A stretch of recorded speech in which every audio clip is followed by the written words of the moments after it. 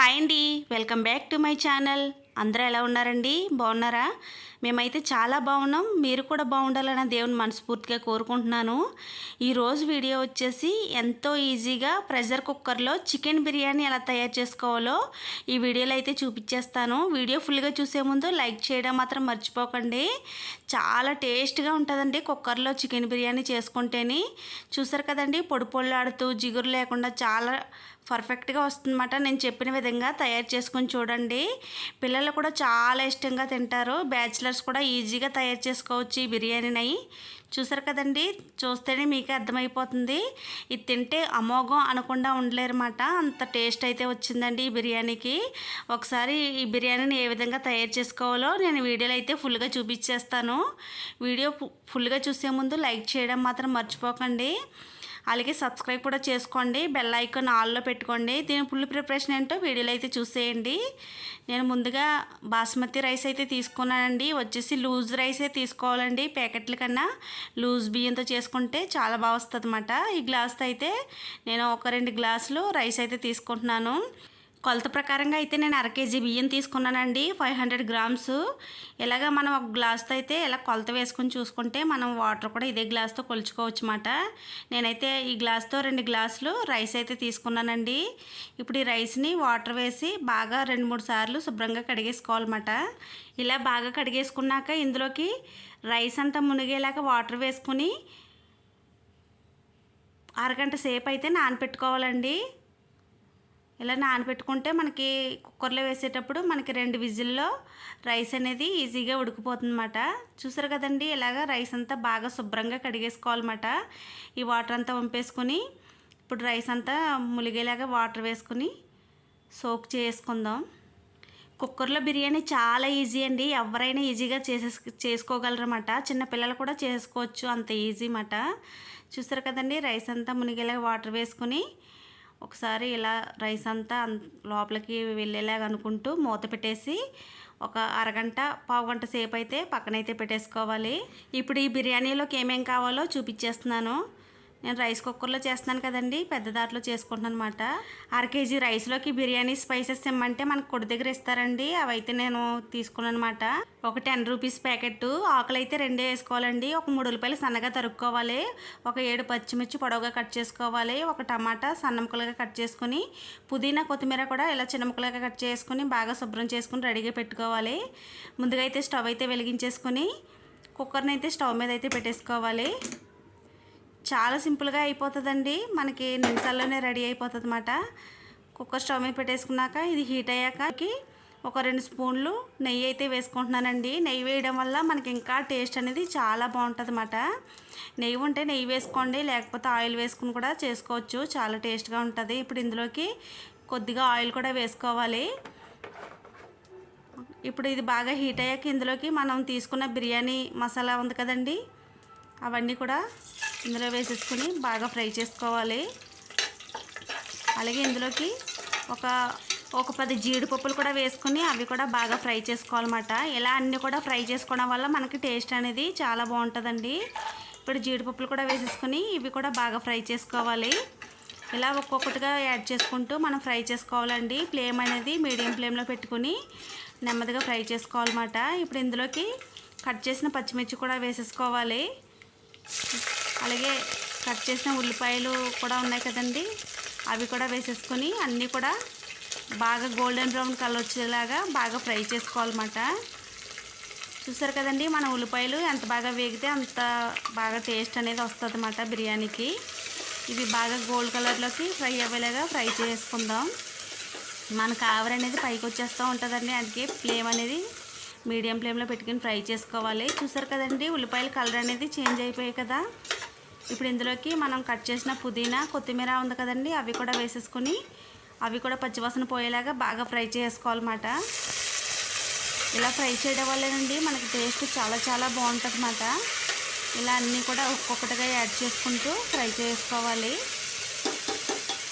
ఇప్పుడు ఇవి ఫ్రై అయిపోయాక ఇందులోకి టమాటా ముక్కలు కూడా వేసేసుకుని అవి కూడా బాగా మగ్గేలాగా ఫ్రై చేసుకోవాలి మూత పెట్టుకుని.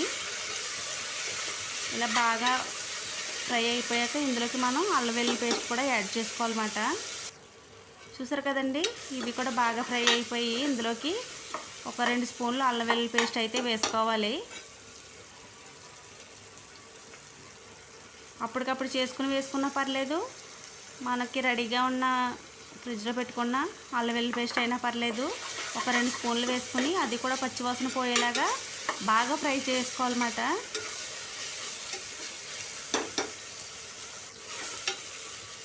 ఇలా పచ్చివాసన పోయేలా ఫ్రై చేసుకున్నాక నేను ముందుగానే 1/2 కేజీ చికెన్ని శుభ్రం చేసుకుని 2-3 సార్లు కడిగేసుకుని శుభ్రంగా చేసుకుని రెడీగా పెట్టుకున్నాను అనమాట. 1/2 కేజీ రైస్కి 1/2 కేజీ చికెన్ అయితే వేసుకున్నానండి. కరెక్ట్గా సరిపోయింది, చాలా బాగా వచ్చిందన్నమాట. ఇప్పుడు చికెన్ కూడా వేసేసుకొని బాగా అన్నీ కలిసేలాగా కలిపేసుకోవాలన్నమాట. ఇలా మనం చికెన్ వేసి ఫ్రై చేయడం వల్ల ఇందులో ఉన్న వాటర్ అంతా ఎగిరిపోయి మనకి ముక్క కూడా బాగా ఉడుకుతుంది అన్నమాట. ఇప్పుడు ఇందులోకి మనం ఒక 1/2 టీ స్పూన్ అంత పసుపు కూడా వేసుకోవాలన్నమాట. ఇలా కలుపుకుంటూ ఉంటే మనకి అడుగు అనేది పట్టకుండా ముక్క కూడా వేగుతుంది అన్నమాట. ఇప్పుడు ఇందులోకి ఒక 1/2 టీ స్పూన్ పసుపు వేసుకోవాలి. వేసుకుని ఒకసారి బాగా కలుపుకోవాలి. ఇలా కలుపుకున్నాక ఇందులోకి రుచికి సరిపడా సాల్ట్, కారం కూడా వేసేసుకోవాలి. ఇలా ఒక్కొక్కటిగా అన్నీ యాడ్ చేసుకుంటూ చికెన్కి పట్టేలాగా బాగా కలుపుకుంటూ ఫ్రై చేసుకోవాలన్నమాట. చికెన్ మనకి ఎంత బాగా ఫ్రై అవుతే అంత టేస్ట్ అనేది చాలా బాగుంటుంది అన్నమాట. ఇప్పుడు ఇందులోకి రుచికి సరిపడా సాల్ట్ అయితే వేసుకుందాం. ముందుగానే మనకి చికెన్కి సాల్ట్ పట్టాలి కాబట్టి మనం కొంచెం ఎక్కువగానే వేసుకోవాలండి. 1/2 కేజీకి ఎంత సరిపోతుందో అంత సాల్ట్ అయితే యాడ్ చేసుకోవాలన్నమాట. నేనైతే 1.5 స్పూన్ అయితే సాల్ట్ యాడ్ చేసుకున్నాను. అలాగే ఒక 2 స్పూన్లు కారం కూడా వేసుకుంటున్నాను. ఇలా కారం వేయడం వల్ల మనకి నీసు వాసన అనేది రాకుండా ఉంటుంది అన్నమాట. ఇప్పుడు ఈ చికెన్ అంతా బాగా కలుపుకుంటూ ఉప్పు, కారం, పసుపు అన్నీ పట్టేలాగా బాగా కలుపుకోవాలన్నమాట. చెప్పాను కదండి, మనకి చికెన్ అనేది ఎంత బాగా ఫ్రై అవుతే అంత టేస్ట్ అనేది వస్తుందని. ఇప్పుడు ఇందులోకి మసాలా పౌడర్స్ కూడా యాడ్ చేసుకుందాం. 1 స్పూను ధనియాల పౌడరు, అలాగే ఒక 1/2 teaspoon biryani masala powder, అలాగే 1 స్పూను చికెన్ మసాలా పౌడరు, అలాగే 1 స్పూను గరం మసాలా పౌడరు వేసుకుని చికెన్ అంతా బాగా పట్టేలాగా బాగా కలిపేసుకోవాలన్నమాట. ఇవన్నీ చికెన్కి బాగా పట్టాక ఇందులోకి ఒక 2 స్పూన్లంతా పెరుగు అయితే వేసుకోవాలండి. అలాగే ఒక నిమ్మకాయ బద్ద కూడా పిండుకొని సిమ్లో పెట్టుకుని ఒక 10 నిమిషాల పాటు బాగా మగ్గించుకోవాలన్నమాట చికెన్ అయితేని. చూసారు కదండి, ఒక 2 స్పూన్లంతా పెరుగు అయితే వేసుకున్నాను. అలాగే ఒక నిమ్మకాయ బద్ద కూడా అంతా పిండేసుకోవాలన్నమాట. ఆ రసం అంతా ఇందులోకి ఇలా పిండేసుకుని బాగా కలుపుకొని మూత పెట్టేసి ఒక 10 నిమిషాలు అయితే అలా ఉంచేసుకుంటే మనకి ఇందులో ఉన్న వాటర్ అంతా ఎగిరిపోయి మనకి చికెన్ అనేది ఫ్రై అయిపోతుంది అన్నమాట. చూసారు కదండి, ఇలా బాగా కలుపుకుంటూ చేయడం వల్ల మనకి ఈవెన్గా ముక్క అంతా కూడా సాల్ట్ బాగా పడుతుంది అన్నమాట. ఇలా అన్నీ కూడా చికెన్లో బాగా కలిసేలా కలిపేసుకున్నాక మూత పెట్టి ఒక 10 నిమిషాలు అయితే అలా వదిలేసుకోవాలండి. అప్పుడే మనకి చికెన్ బాగా ఫ్రై అవుతుంది, బాగా ఉడుకుతుంది అన్నమాట. చూడండి, 10 నిమిషాల తర్వాత చూపిస్తున్నాను. ఇందులో వాటర్ అంతా చూసారు కదండి ఎంతలాగా వచ్చి చికెన్ అనేది ఉడుకుతుందని. ఇలా మనకి బాగా ఉడికిపోతుంది అన్నమాట చికెను. ఇప్పుడు ఇందులోకి మనం నానబెట్టుకొని ఉంచాం కదండి రైస్, ఆ రైస్లో వాటర్ అంతా వంపేసుకుని ఆ రైస్ అంతా డైరెక్ట్ ఇందులోకి అయితే వేసేసుకోవాలన్నమాట. చికెన్లోకి రైస్ అంతా వాటర్ వంపేసుకుని చికెన్లోకి వేసేసుకొని బాగా కలుపుకుంటూ నెమ్మదిగా కలుపుకోవాలండి. గట్టి పెడితే మనకి రైస్ నానబెట్టాం కాబట్టి విడిపోయే అవకాశం ఉంటుంది. మనం నెమ్మదిగా గట్టితో కలుపుకుంటూ చికెను రైస్ బాగా కలిసేలాగా కలిపేసుకోవాలన్నమాట. అప్పుడే మనకి టేస్ట్ అనేది చాలా బాగుంటుందండి. ఇలా మనం పైన రైస్ వేసేసి కలపకుండా డైరెక్ట్ వాటర్ వేసేస్తే మనకి ఇవన్నీ సరిగా కలవండి. అందుకే మనం ముందుగానే రైస్ వేసి ఇలా బాగా కలుపుకుంటూ అప్పుడు వాటర్ అనేది వేసుకుంటే మనకి అన్నీ కలిసి రైసు చికెను అన్నీ బాగా ఉడుకుతాయండి. చాలా టేస్ట్గా ఉంటుంది అన్నమాట ఇలా చేయడం వల్ల. చూసారు కదా, ఇలా అంతా కూడా కలిసేలాగా బాగా కలిపేసుకోవాలి. మనం ఆల్రెడీ చికెన్లోని సాల్ట్ అయితే వేసుకున్నాం కదండి. ఇప్పుడు రైస్ వేసాక మనం మళ్ళీ సాల్ట్ అయితే వేసుకోవాలన్నమాట వాటర్ వేసాక. ఇలా అంతా కలిపేసుకున్నాక ఇందులోకి మనం 2 గ్లాసులు బియ్యం అయితే తీసుకున్నాం కదండి.